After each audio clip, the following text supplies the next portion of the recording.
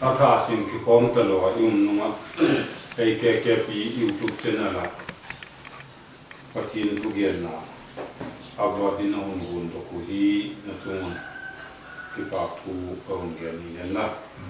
patin tring ngai thak pen ilotin thena dingin Bible chang wa ngai tu kom hitin pa sab na hun nang hi na se pe bungi na ya ta hi le chang bu le changin na kan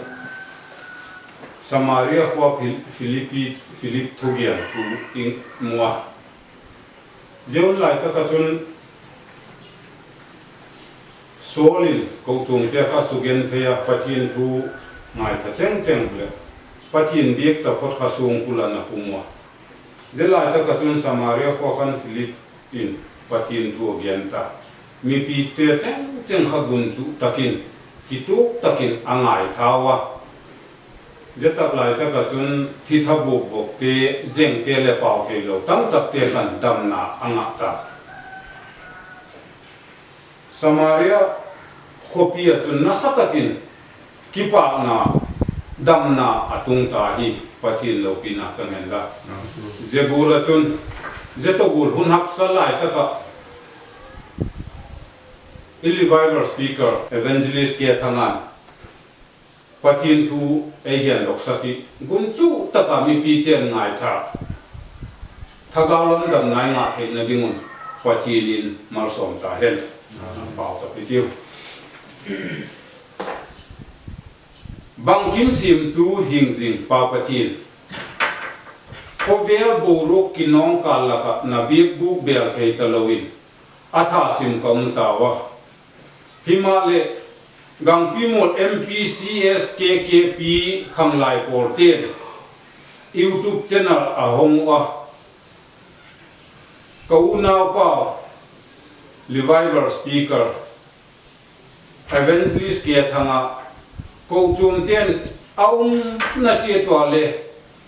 a phone wa ki pata anakia the diwa thu hing gen dok na ding gong gal na pha nai pik ta amun tang nei pasap tak ji kun ka ki pa kin na king ki pa thu ka gen no hi ze thu hinaman athakin mal so min la ko chu mi pi te thagaw lam dam na le hal na chan the na dinga mal som dingin color je sumin na kuting kala no hi amen Zulai lili sang ni som ni le pakhat pathianin ei pui tung ta ai la ki khom thei lo yum na kum khat wa lam au hi to ta jita ka hin ko chum te mun chum chuma ko chum te ai lo le mi mal pan lam na a pathian thu cho lo ngai thang ding YouTube channel nam chum chum mi chum chum mi sima lo pi tam tak le yuma tuni gang pi mo MPCS ko chum Christian khang lai pol te le YouTube channel khang lai ten ung simin pathian thu ngai tha khom na nei thei dinga yu hi ki pa kum ka sa pathian thu simin ngai tha hi deu Efesa bunga chang som le pabuk na le som le pasagi na ni te hi phata lo ji in hun lem chang atam thei pen hom jingun je chung ngol hoi ta ki ki bin la lau pa lung lam cho holin he thim ga zo bin mun khat vaccine lai tiu Daniel hello Samuel pakhat na pung som le pasagi chang som chule Philistine mi pa chun tuni in Israel se pai te chu ka chau hi posal pakhat ka kisul piding ei gun pe bin hin agera sol to Israel te zo si Philistine mi pa thu gen chu a het pha tu alung dongun alama ma jin ta ba lalpa na thu mal som ta het la tuni run pathian thu chom cha inai tu khom ding le ei mau che ilaki na dingun pathian thu chom cha e vak ta la kanuma i hun tu lai ta ka i hun tu hi khovel history a umai dingin ka ding chapo Bible i et a hi le lung don ding pu khovel thil i le lung kham tak bang le abang ta ni te hi aphat tak lo zin efesa ni te hi aphat tak lo zin in hun lem cha atam thei ben hol jingon ti imu ni aphat tak lo phat a hun lem cha atam thei ben holding ati hi thagaw lama hun lem chang Bible hin hak sak na tam tak tu ala umo Bible hak sak na tam tak ala tu hun layu hin le Bible hun kila dok mi khen khat te chu hun phalo hun boy tak atu jing lai le pathian to ki pom the ding hun lem chang ala khol se tu te kha a hi ba tu ni hun le hun phalo ki khop thei lo hun ki khom le hen le sarkar dang le khotang dan le a phal lo be leng lo e a de le phalo hun i to ka zia da ka hin mi tam tak te chun zia hun te hi lem chang mangin thagaw lam ki tha da na lem chang na dik lo win i mango mi khen khat te chun ki khom thei lo kholai po thei lo na te hi lem chang la in thagaw lama lem chang la in Bible sim zona te Bible sim so na te fian rial pau chap na te thagaw lama pathian to ki pol na in hun lem chang amang se ko tu ni hun en ngai thatu tam ngai thatu ten bangolin jegol i hun mat hi jegol i hun tu ko hi bangolin lamang dim ti hi ken bang kong het pi poi ai la jegol hun hi jegol hun itu ka hi bangol mi i hi be ti hi inai tu dingun Samuel pakhat na bung som pasagi isim akan Filistin mi teto Filistin sepai teto Israel sepai tetu ela phai zola ki do dingin adingo Filistin mi to Israel mi te ela phai zola ki do dinga ki sing sa tetu alang khat lam Filistin te kha ziktan lo pathin hing ho lo te hi wa lang khat lam Israel sepai te kha pathin hing ho sepai hon te lalpa pathin anei te pathin mi te pathin cha te a hi wa le lama ziktan lo pathin mi lo te Filistin te to le lama Israel sepai te akido goro khan tuni hunahin Christian te ko chum te Christian te hi to khovel hi akido ba le lama tu lai ta ka im chumo boi lam tun tu hi Philistine sepai te gola khan ba ngai ta le le lama nam le ke hi Israel sepai pathin cha te golin ki ko ta le Israel sepai te ngam ta ki do pi dinga ela phai zola aki anga pi te chu agin cha khelun ahun len tawa ala ko million tak golet ahun ding do ka mi hin ha na le theina zo ding a hi lo je in Israel sepai te chu agin cha khelo a ango hung ding pa je achun azam tawa alum thibu launa adima tisun ahun lao thong tawa jebol bola chun tulai ta hun hille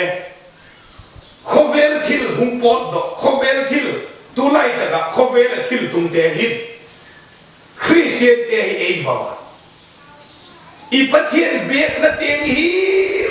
le chong sakin yoma bet in kha kin oma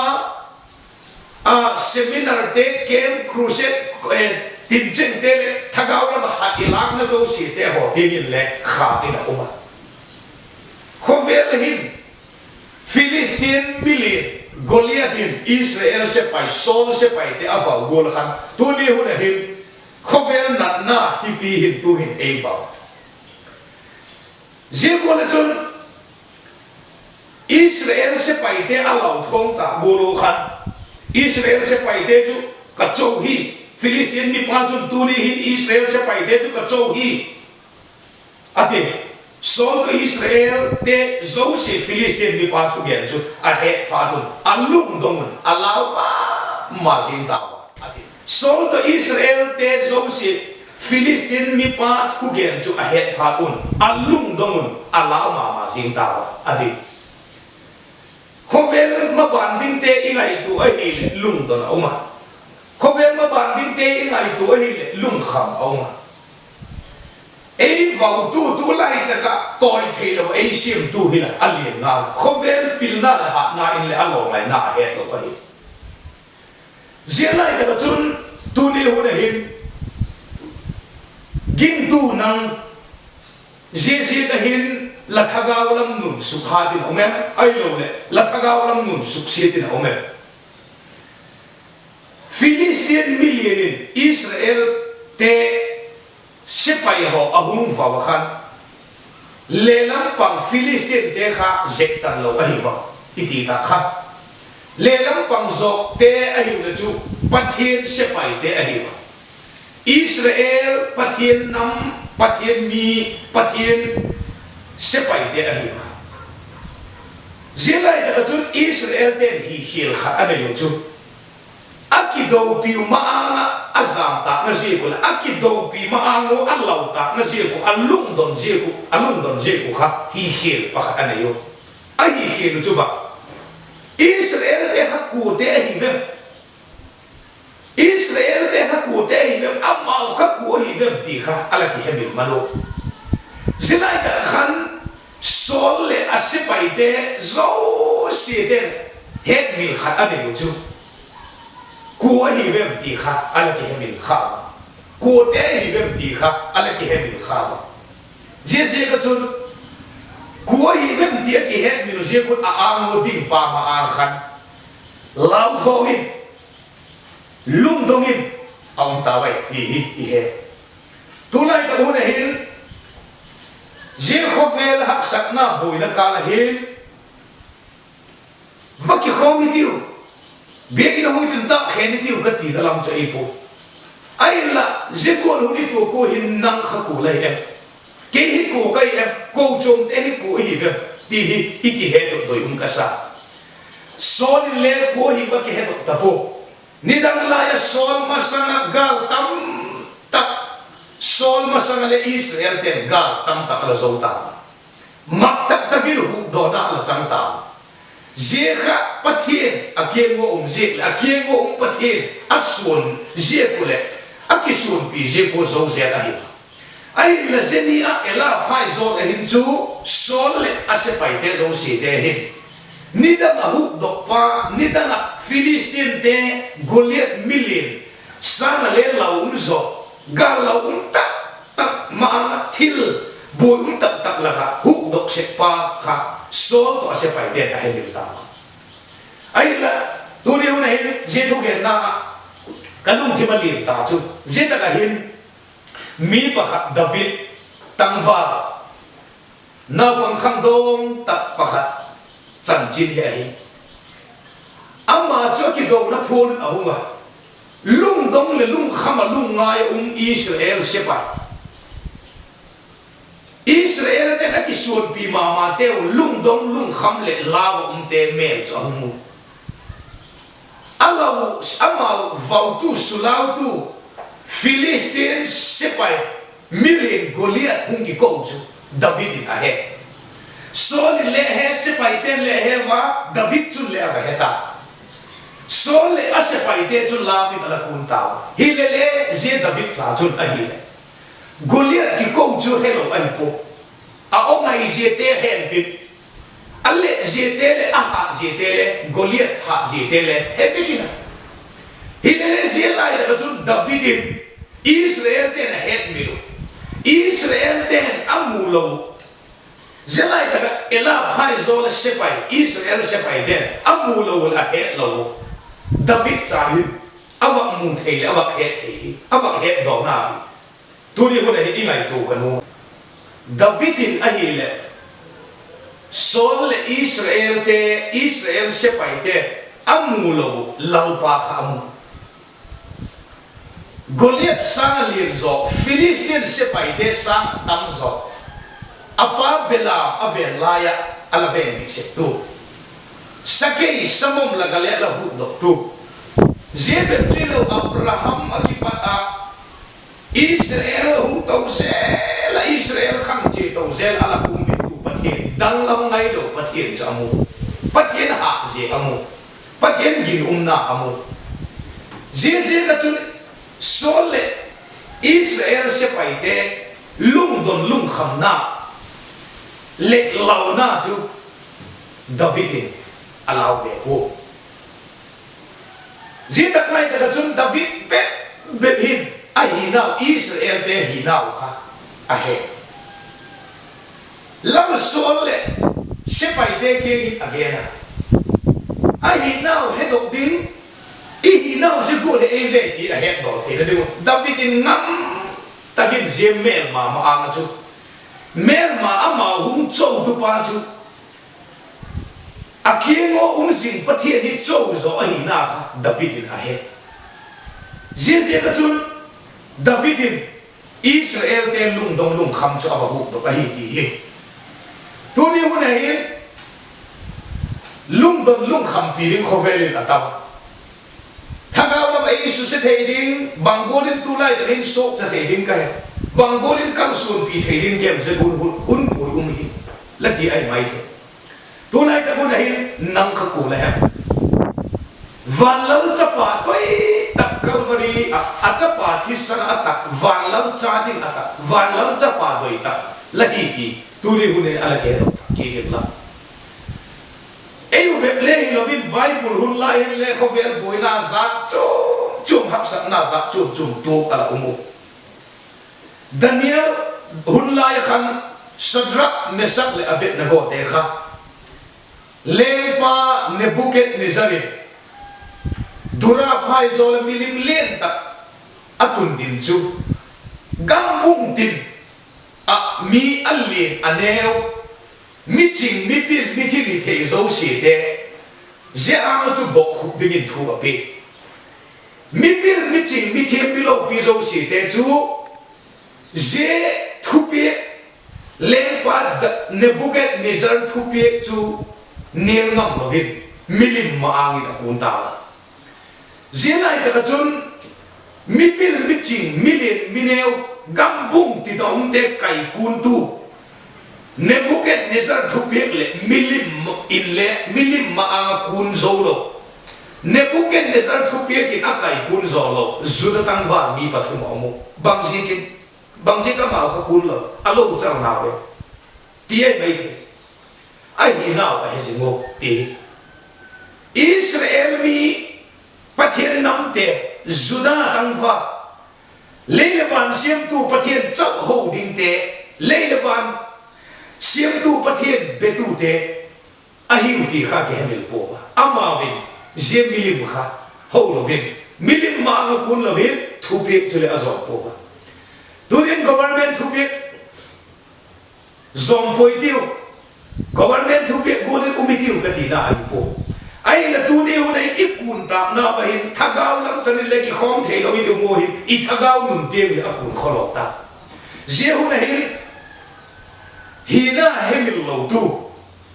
eton ta ta Bible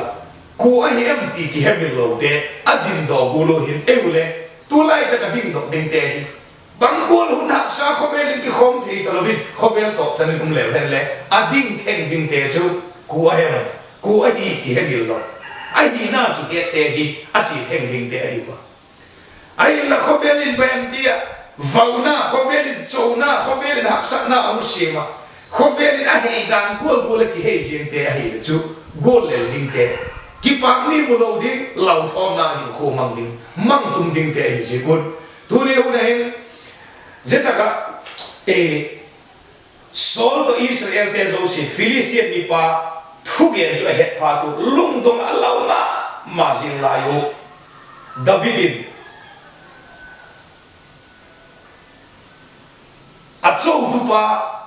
se pai hon te lang pa châu ai zo je he a châu pa pathian mina kang sur avado ba zo na chan bol khan tu ni hun hin je hun hak sa hin nang zo a ding la hem hun hak sa nang zo ding la hem hun hak sa zo tu dingin pathian ang ko zo hi tu ni hu le jat thu chom cha hi ala ngai tu in ku la hi ala ki ngai tu cô là hi alaki ngai tu in la hi na he do thak ki din lam ziu kho fel ma anga hak sa le bui na kal hin pathe la pathe nge kha dang lam ngai do a hi je ke ala tu de jing ding in pathe mini thuta ko ne ei lalpan malum so ta la